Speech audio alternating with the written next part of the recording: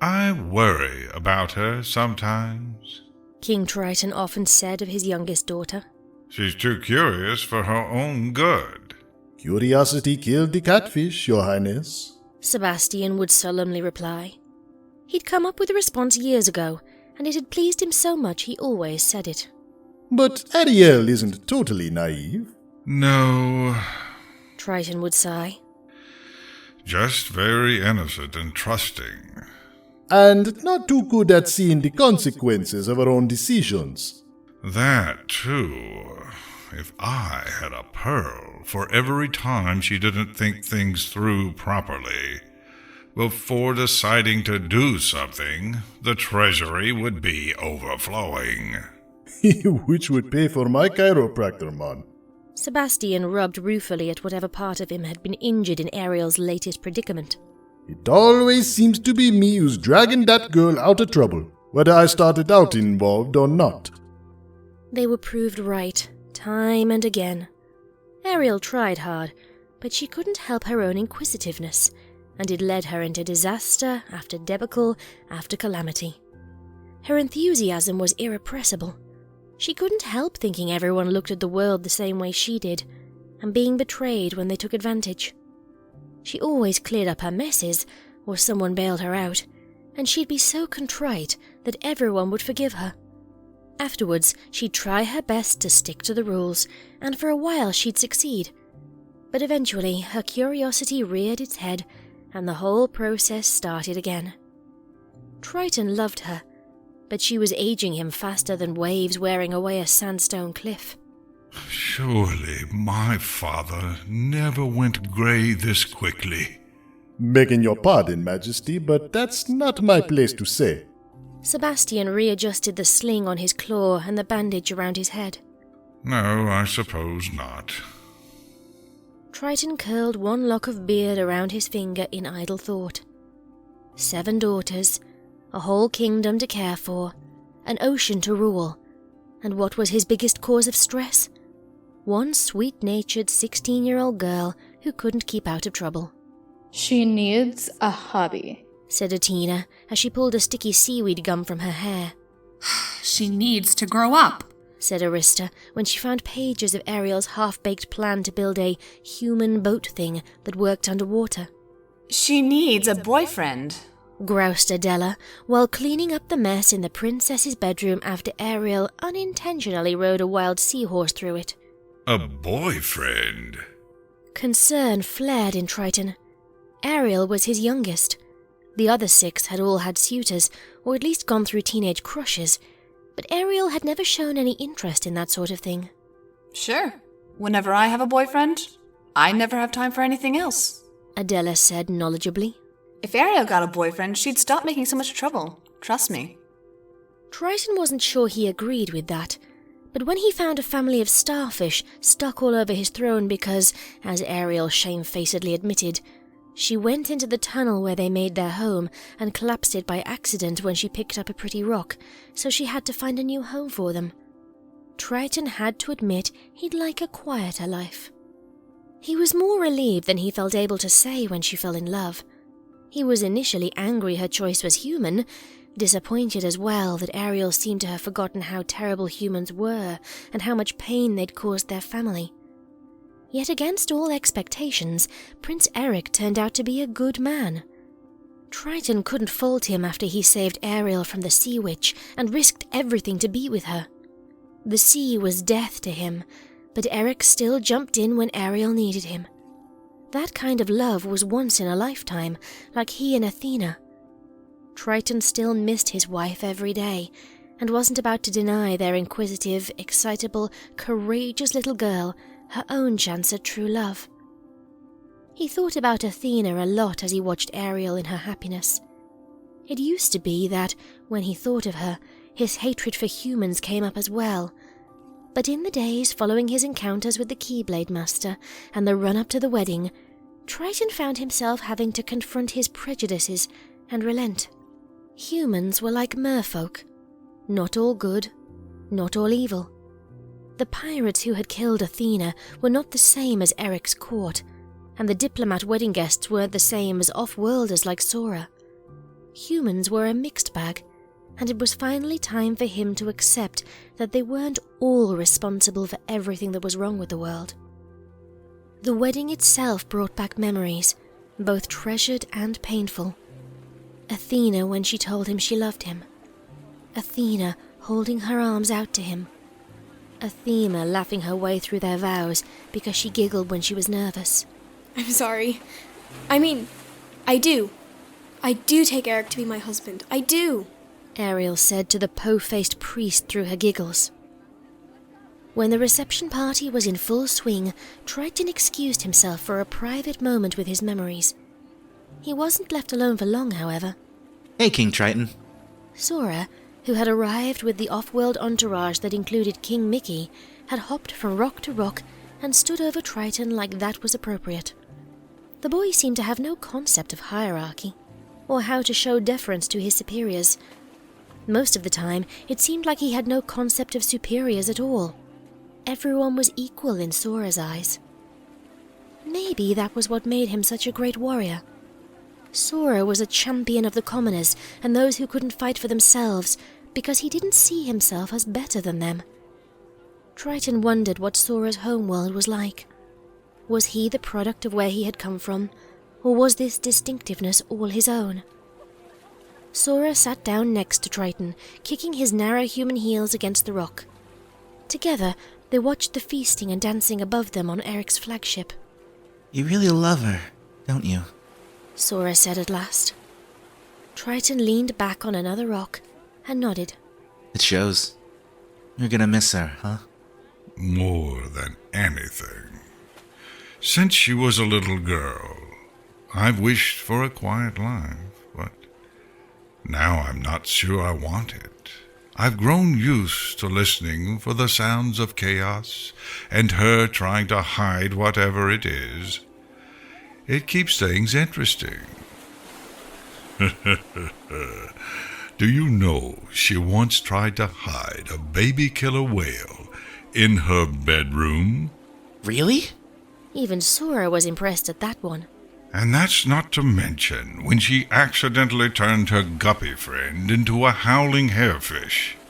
Or when she went looking for the wishing starfish so she could have two tails and dance like a human. There's still so much she doesn't understand about the life she's chosen. I don't think you fully understand the distance between the sea and land. It's more than just geography. She has a lot to learn. It's going to be hard, and it might even be painful.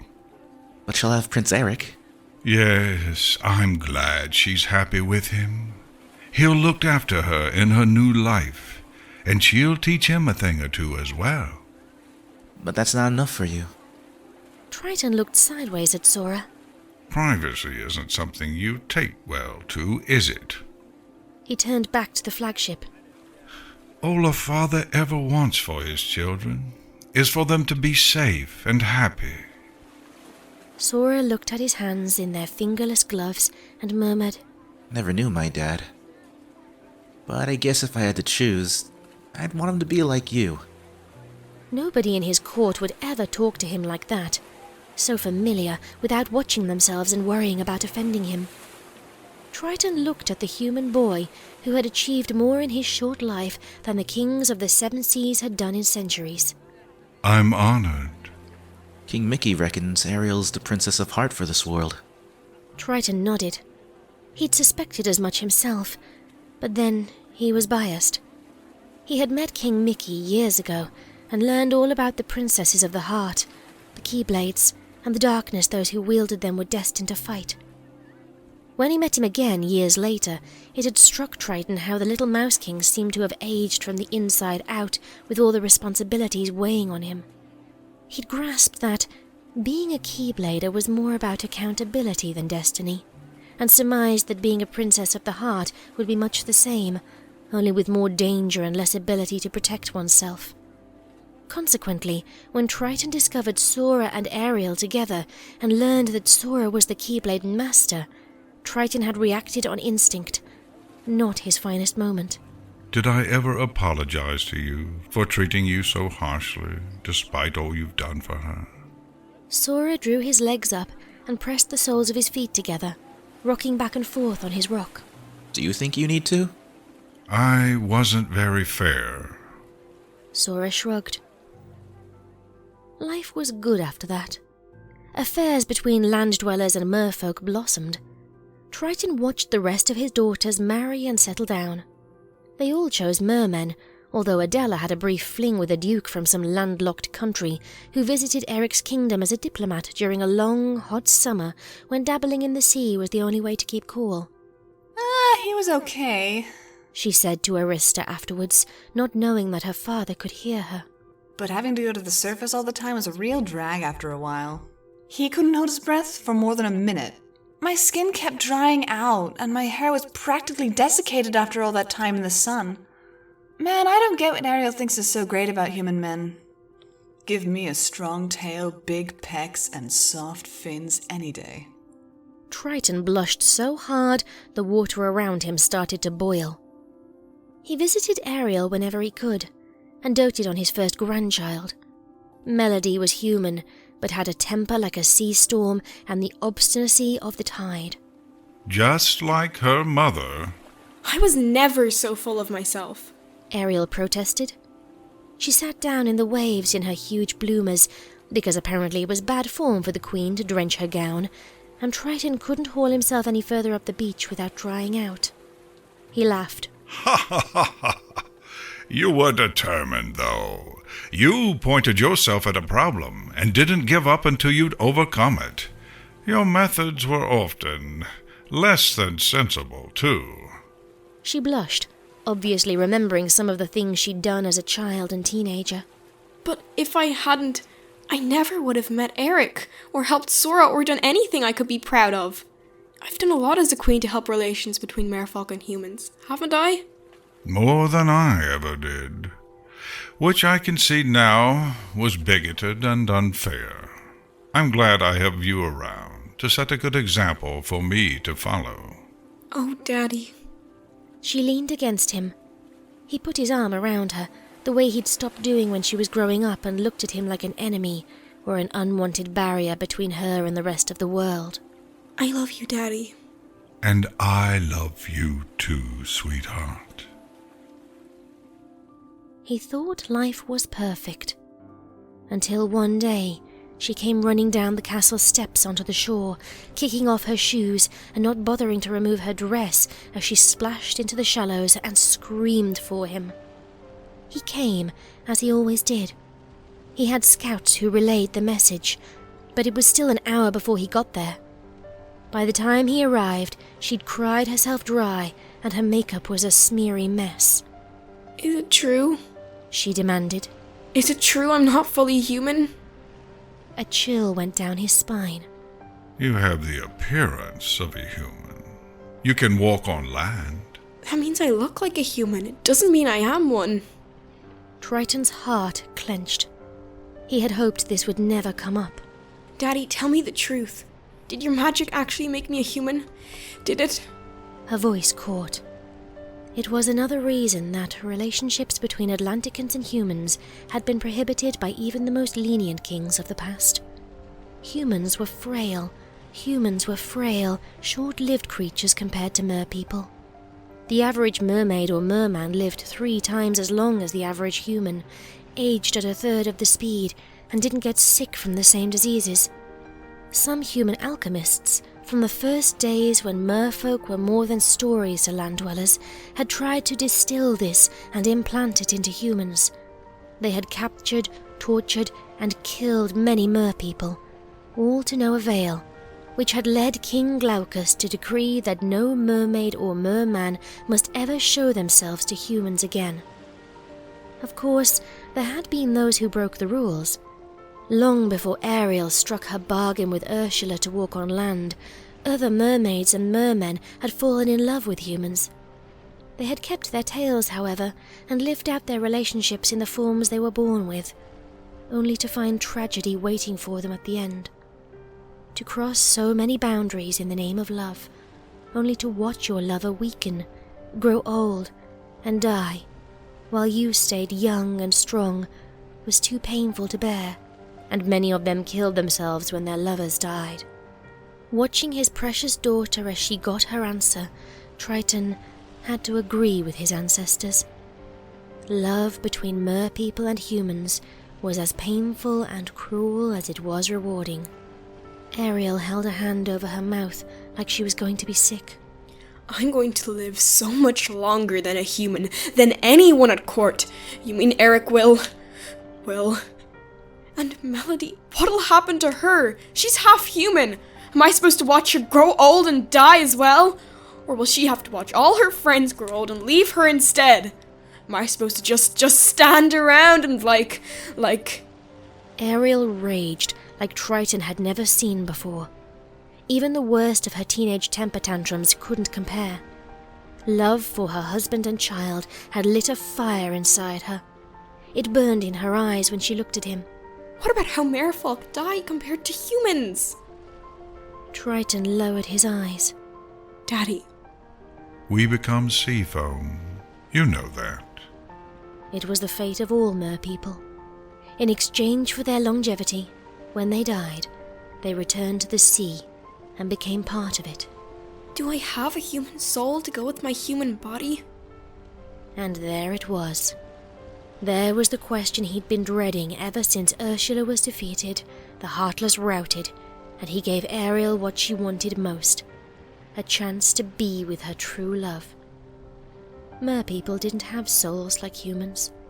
Human beliefs said their spirits went on living after their frail bodies had given in to age and decay. But merpeople had no such idea anywhere in their history. Foam was foam. When you were gone, you were gone. Daddy! Fresh, furious tears welled in Ariel's eyes. When I die, will I become sea foam too? I don't know, sweetheart. This has never been done before. So I may have to watch Eric and Melody die and never be reunited with them even when I die too? She shook her head. No, I won't accept that. I can't take that risk. I won't. Daddy, can't you fix this? Can't you make me human properly?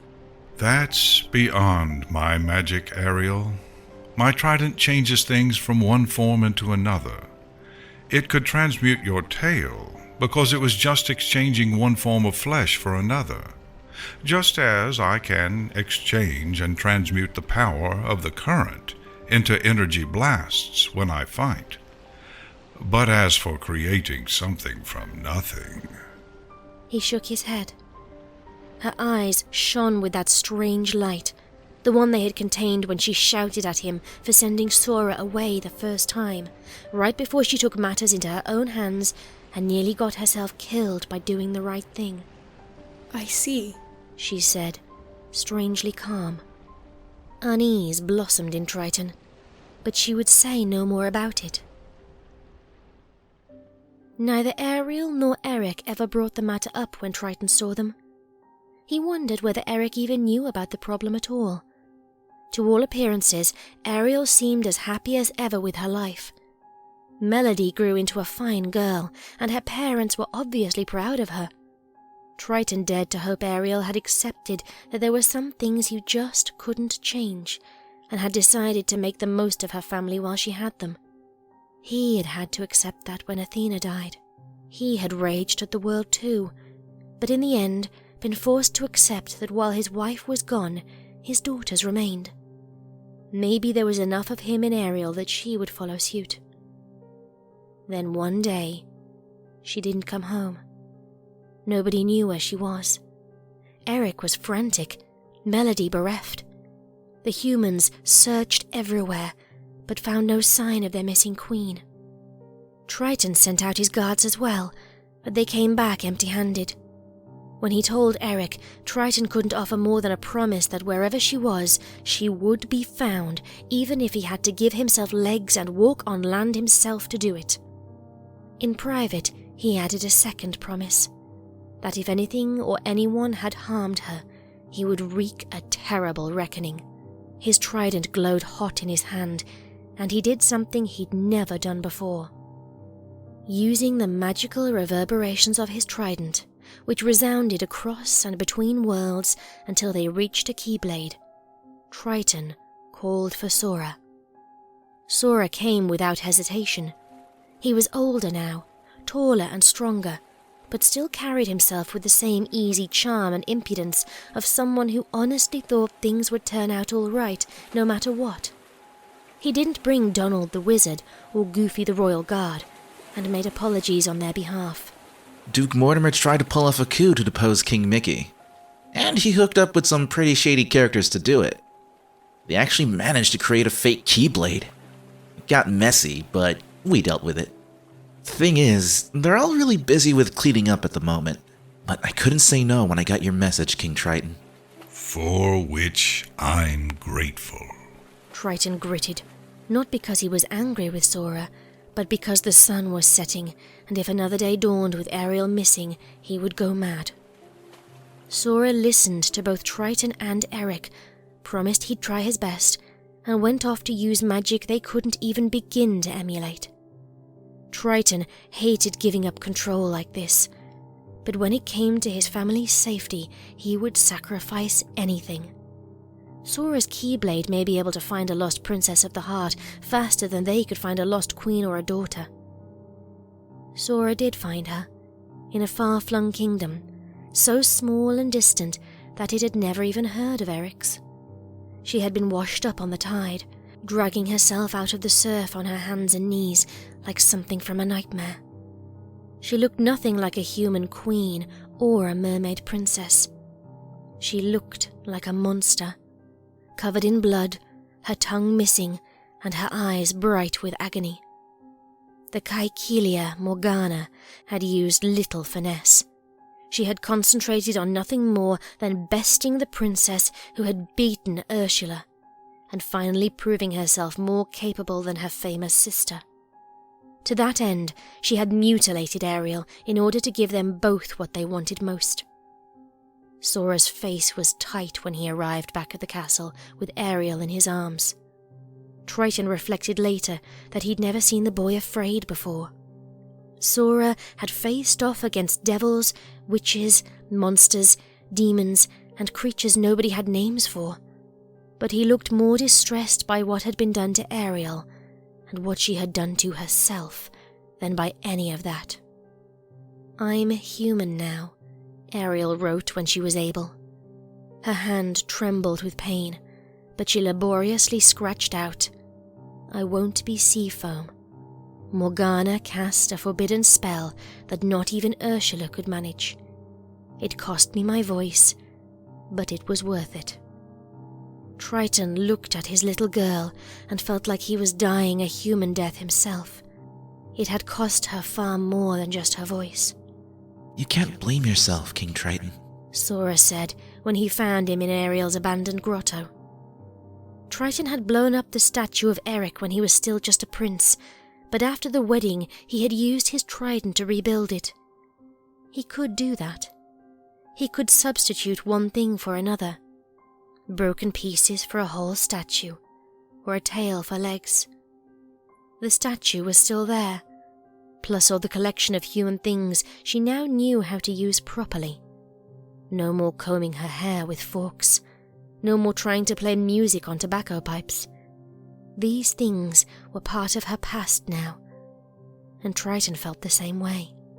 If I hadn't given her human form, none of this would have happened. You were doing what you thought was best. Sora floated down to perch beside him, as if they were old friends and confidants. Just like she thought what she was doing was for the best. It was her decision to go to Morgana. Ariel would never talk again. She'd never be able to sing her daughter to sleep. Every time she walked, it would feel like she was stepping on needles. Every time she opened her mouth, her severed tongue, destined never to heal properly, would start to bleed. She would always be in pain, from now until the end of her days. But those days would be as short as any of her subjects, and she would not become sea foam at the end. Morgana's terrible spell had exchanged her longevity and her quality of life for the human soul she craved. Still, the price Ariel had paid was far too steep. She had given up her home, her people, and her father and sisters to be with Eric and bring melody into the world. She had given up everything else to keep them. I should have been able to help her, Triton said softly, not like a king, but like a father who had failed in his one basic duty, to make sure his children were safe and happy. One thing I've learned, you can't predict all the consequences of every decision you make. And no matter how much you want to, you can't help everyone. Sora dropped his eyes to the tail he'd shapeshifted so he could move about underwater. You may really, really want to, and try as hard as you can, but in the end, they have to choose to let you help them. They may make dumb decisions, but you can't tell them they're dumb because they won't listen until they're ready. If they choose to deal with stuff on their own, there's not much you can do about it except be there to help them afterwards. It sucks, but that's the way it is. That sounds like the voice of experience.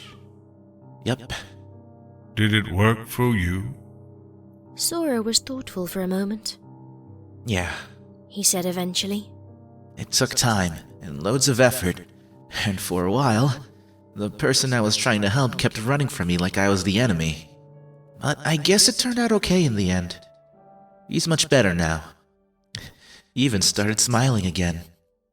Which was rare enough even before all the weird stuff happened. His own smile was kind and understanding. Far kinder and more understanding than a human of his tender years should have been able to generate. May not feel like it now, but it does get better. As long as you don't let the bad feelings pull you down.